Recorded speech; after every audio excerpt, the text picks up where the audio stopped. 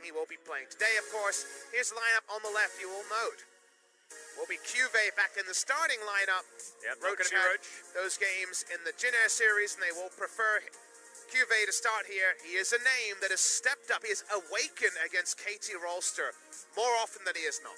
Exactly, and this guy was part of the reason why KT had been gatekept for so long. The Aurelion Soul without seeing it if you're KT Rolster. Or you pick it, because BDD has been playing a little bit of it in solo queue as well. He's an Aurelion Soul player. We actually had two, and that is pretty rare in any competitive game. I feel like we have the Aurelion Soul players, as Umti's going to be stepping into the roster, guys, so Score is not going to be a part of KT Rolster for a slow crawl can be mapped onto a game plan to beat KT's roster today. We're going to find out soon. 9.2 debut. Both these teams want to put 9.1 in the dumpster and start anew. Yep, absolutely. I have a feeling new patch, We've new seen team. Vladimir Shen a lot, actually. It was one of the favorites of Griffin towards the end of 2018 as well. It is trash in lane. Oh, terrible. Yeah. This is just called conceding lane entirely. Could not be any more rubbish in the 2v2.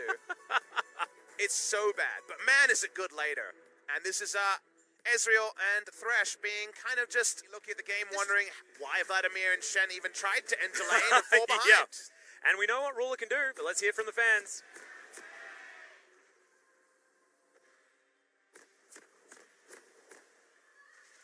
Yeah, he's going to do that. As Snowflower is taking a bit of harassment here as the Infernal chains the flash forward, the Ignite. Is it going to be enough as Fly's ticking down? One more and that's it. The solo kill, you asked for it. It happens at 3 minutes 20. And it's in this Aatrox lane again with nerfed Ignite. The Ignite here does less damage. And Lissandra starts this at over full health. He actually loses out on some efficiency from a corrupting potion charge. Gets snapped back in, the flash comes in, and Fly dies. Yep. That's just a full combo and you're dead. And that's what happens if you disrespect. Well, I'm actually yeah, you guys got a pupper clap, by the way. Pretty low minimum distance.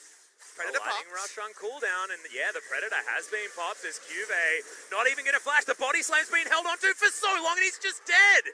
No opportunity to flash whatsoever. Outplayed, baby. Can't outplay the body slam if you never body slam. Someone, of course, got that one. Is Fly going to get knocked up? Okay. Lands all the damage as BDD. Looks like Fly was trying to bait, but Peanut didn't want a bar of it. Peanut as BDD's going to find the knock-up. Infernal Chains comes in. Peanut's being ignited. Could be another one as the flash was very late. It held on to a lot of BDD's time. Walk up. Drake at about 1800. Yep, Life actually saw BDD was there and said, no, I don't want this, but he has to have it. As now he's going to be taken down. The Thresh delivered towards the Aatrox. Paranoia for the follow-up here. Still 4 members of KT down, but they turn instantly. Peanut infernally chained and destroyed as he bit off way more than he could chew. Worldender was still available, Papa. Why did he hold in? They must have... Yeah, again, actually wants to find him for the first time here. Is the Infernal Chain going to be flashed on yet again? Fly doesn't take the claw because Stands United, as we mentioned before, is there. World Ender means that he is going to probably survive. Okay, gets on out as the World Ender. Couple of seconds, but they don't wait long enough as Cuve jumps on into the backline. The Shen is going to be taken down. BDD is cancelled out. And the cannon gets 2 free kills. KT Rolster a bit. Tower plays to 1 is basically the gold lead here. Yeah. For Genji, so good to see. Top side. Paranoia is going to come in. No flash for King and no way to get out. Will he have the shield in time? The answer is no. Terrify comes in and Peanut, first successful game. Nice stuff there, Cuve and Peanut showing Sinner don't deserve to get out of lane on paper this unscathed. Exactly, and it was all part of those early skirmishes as Umti looking for Ruler. Body slam going to be used. Was hunting for the flash. Too much distance was provided as Ruler did manage to use the flash. 14 minutes means the turret plates are now down. True shot barrage onto Shelly, but she's continuing an onslaught of this lane, and KT want to let her. It's going to take a lot of damage down here as finally... Yes, Ruler and Fly can clear in the mid lane while we're waiting, but it's just kind of a weird standstill in the game where Genji's waiting for this and KT. Umti doesn't know. Yeah, the flash forward from Fly wants to take it down, but that's a great stopwatch coming in from Umti. Can they save his life? The body slam gets in there, blocked by Peanut, as Umti's still trying to keep himself alive. Cuve doing so much work in the backline, but here comes Zenit, and Umti somehow still alive. BDD here a little bit late now as Life goes into his stasis, and Kingen picks up that kill. It's a messy one, but ultimately relatively even. Yeah, 2 Drake control so far on the side of Genji is, well, Peanut's in trouble. He is. does, I believe, already have the GA, but has to choose an enemy target and doesn't want to go near any of them. There's so many wards on top of that lantern, you ain't taking that at all, and Life could not offer his namesake to his jungler, and KT will get another dragon. Seems like communication around summoners was off. Peanut's flash about here, but they're not going to go in on this full health Gragas at the moment. Kingen. Yeah, Kingen. Purging this Raptor camp, it has to flash very early as Peanut pops the ultimate. Hook lands as the barrel comes down, and Kingen, I don't know whether that was worth it for the stopwatch, but he does get out until he doesn't. True Shot Barrage going to finish off that kill, but it got close. As they're going to head over to this Mountain Drake, BDD wants to jump on forward. World Ender comes down, a couple still in the pit as Cuvee throws out the Slicing Maelstrom. This might be the cannon ult that they wanted as we're down into the passive for BDD. They get one of them as Zenit joins the fight as Fly will be taken out eventually. Self-ult and Zhonya's not enough. That is KT picking up two, but the Mountain Drake, as well as, well, I mean, nothing else on the back end. KT get a fight they shouldn't have been able to set up. Another on the Baron, and what will Gen G do? Well, we'll see whether they can actually do anything here as Snowflower is just body blocking the Baron down extraordinarily low. No vision available. They're not going to be able to do an aiming on this one. Ruler didn't have True Shot Barrage, and KT get a free Baron. Winning the game themselves just didn't happen. Fly taking a lot of damage here under the turret as that's actually a Hemo play coming out from Zenit. Doesn't want to commit. It's okay.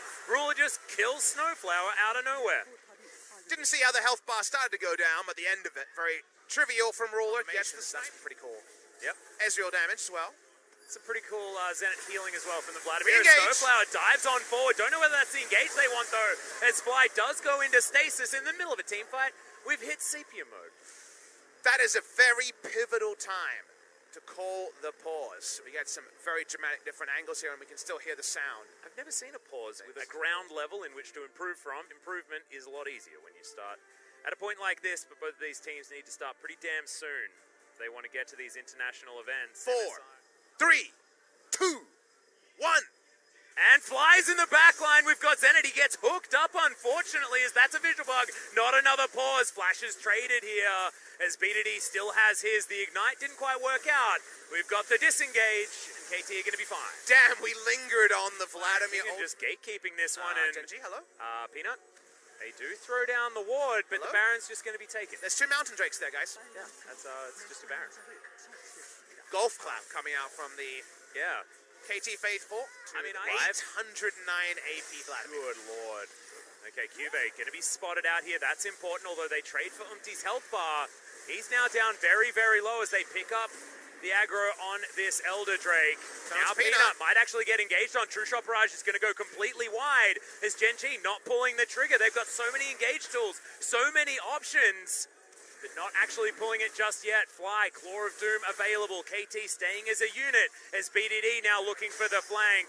Flanking Aatrox isn't necessarily what you're expecting as the hook does land on a Kingen, but in goes BDD. Paranoia comes down, but the explosion on the Thresh starts off the fight. Cuvee so damn low, and the Purge looking to take him down the flash forward, but not going to quite find it just yet. Double kill comes in from Zenit though, as Ruler versus the world. The Gen G story is going to conclude. KT, they find the initiation and destroy the fight. Kenna does it well, Vladimir does it better.